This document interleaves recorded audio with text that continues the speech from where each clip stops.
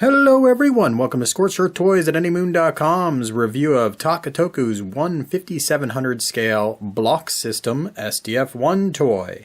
This toy came packaged in a lovely Takatoku box, somewhat disassembled in attack mode. Inside the box you got a Takatoku flyer, as well as instructions and stickers. 1/5700 scale means that this toy stands roughly 23 centimeters tall in attack mode. This is the most current modern interpretation of a TV SDF1, the Mega House Cosmo Fleet version. That toy stands about 20.5 centimeters tall. Here is another old school transformable SDF1 toy, the Henke release, and this toy is 14 centimeters tall, just to give you an idea of how this fits in size-wise with other SDF1 toys you might know. All right, now we're going to take a closer look. You'll notice fairly plain bridge, big seams on all the stuff that's made to look silvery plastic. Again, there's no metal here. Big peg right off the front, pegs off the sides. The stickers, there are some pre-applied stickers, and again, there were more stickers in the box. The Prometheus looks good, the Daedalus looks good, there's some stripes on the shoulders. All of those things do look good. You do have some big screw holes, and again, more seams when you look at the toy from the back. And the silvery plastic, you can see it's going to age a little bit on you and might show some wear. But that's what it looks like up close and personal. Here's the toy doing the Daedalus maneuver. This is about all the articulation you should expect out of the toy. The arms are pegs that go into the chest here, which allows them to rotate around, which is a lot more than I could say of the Block System VF1 toy. Similar feet with the legs. They do run into the plastic piece right above them, so the articulation there is limited, but you can do that Daedalus punch. The gun cannons on top are very much fixed into the position that they are in right now, that you see them in. You cannot bring them forward. And you might notice a little bit of a build quality issue here. This piece does not sit flush against that chest piece there. Since everything is just pegged together, there are bits of articulation that you would not expect, like these chest pieces that can move. Obviously the head can't move in any way, shape, or form. The rail guns on the shoulders also cannot move. It's fairly fixed posed other than the shoulders. The Daedalus and Prometheus also on pegs, so you can have them sideways or forward, however you want to display the toy. It's got some shiny bits to it. It definitely has a little bit of pop. Clearly it's old school, so there's some charm there, but again, not very particularly dynamic toy. Let's go through transformation, which is another interesting part of how this toy operates.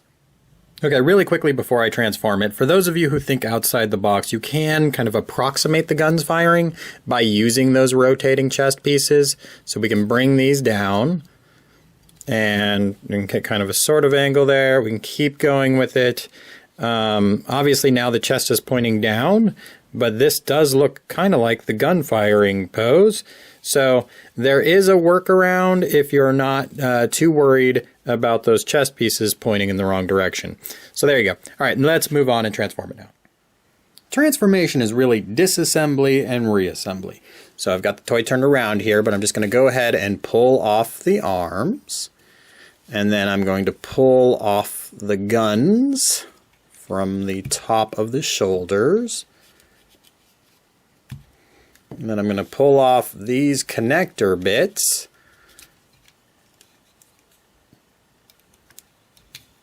Like so.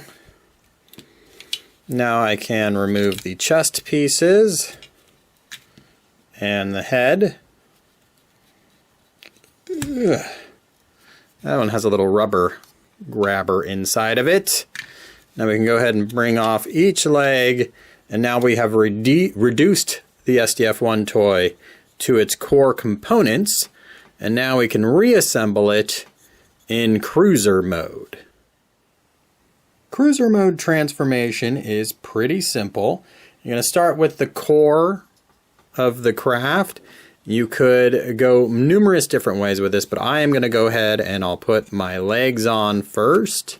And you know you got it right because you got the big guns on the top, not the shiny panel. So we go ahead and connect those like so. And then we're going to go ahead and attach our chest pieces. Now what you want to do with the chest pieces is have that little peg pointing forward, and it will slide in right on top of the leg and still leave that peg in the front accessible. So we go like that, and you can see it kind of just squeezes right in. And we're repeating on the other side as we go here. Now you're going to do these these shoulder tops. You can see there is a slot to accommodate the peg that we left available there, as well as a slot up at the top that receives the peg that we just left. So we can go ahead, just squeeze that in like so. Go ahead again, repeat on the other side. There we go. Now we could, if we want to, we can go ahead and install the bridge. And it just, there's the hole in the bottom there. Here's the bridge. It's going to go right in like so. Fits nice and snug. You can see we're making pretty good progress here. We got our guns. There's the hole. There's the peg. Bring that in. And now this is a separate piece, but all you have to do is rotate it to get it nice and flat like that. Go ahead and do the same thing on the other side. Now they don't peg into each other, which will leave a gap down the middle. It will not be as bad as it looks right at this second, but that is a little bit of a bummer. Now we're going to go ahead and install the arms. And what you want to do is have, if you're pointed this way, you want to have the Prometheus on this side. Which, if you don't know what a Prometheus is, it's this carrier here. And there you go. Now you are in cruiser mode. The big issues with cruiser mode are the gap in the front. It almost looks like those guns are opening up to fire, and that's definitely not what it's supposed to be. Would have been nice if they could have pegged in some way. Obviously, the bridge doesn't split in any way, shape, or form like it does in the TV show. Would have been a little complicated given how simple this toy overall is. The Prometheus is a little too large, so that's making it so the arm isn't as stiff as it should be. There's obviously no rotating guns anywhere, and those big screw holes that might have been on the back of the toy in attack mode will be on the front of the toy now, with some exceptions there. So overall, I wouldn't say cruiser mode is really a strength. Here's a quick scale comparison for you. There's the Henke SDF one, which is about 15 centimeters long, the 5700 block system toy, which is a little less than 21.5 centimeters long, and the Mega House Cosmo Fleet Special, which is a little bit more than 20 centimeters long. This toy handles fairly well in cruiser mode, given that it's a bunch of blocks that have been pushed together. The aircraft carriers, particularly the Prometheus, it's trying to push away from the arm here, and so that makes it less stable. If you wanted to get it as firmly in, it would want to go lay on top of the leg. So obviously that's not ideal, but even when you do position it in the proper spot, it will display perfectly fine for you. Obviously the peg came entirely out there. So you can display it in the proper position. Handling it though, it's not going to handle particularly well, but you know, you can whoosh it around a little bit. So all in all, it definitely relies heavily on its block system gimmick. We do have the Mega House version now, the modern toy, which clearly is much better in every capacity. Although that does require parts forming with separate parts you have to keep in a box, so there's the big downside there. So here, now you know what the block system SDF1 is all about, and hopefully you can make a decision on if it's something that you think needs to be in your collection.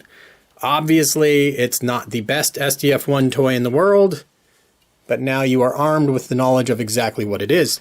Check out anymoon.com for my full article, and as always, thanks for watching.